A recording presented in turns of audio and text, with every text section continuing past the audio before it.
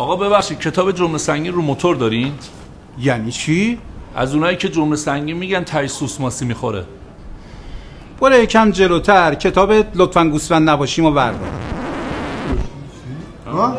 ببینیم چیه؟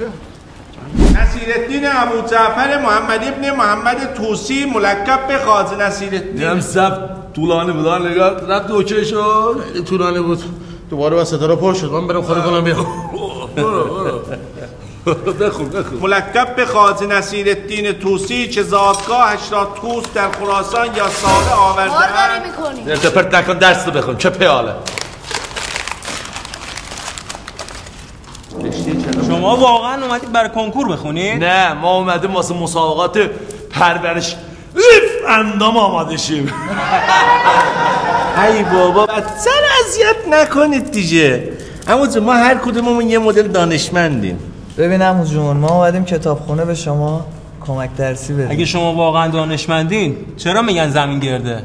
چرا نمیگن مستطیله؟ چون که هر کی به ما بدی کرد بدی رو کرد. نه آقا بدی برگشت به خودش کارما و شاخلاری.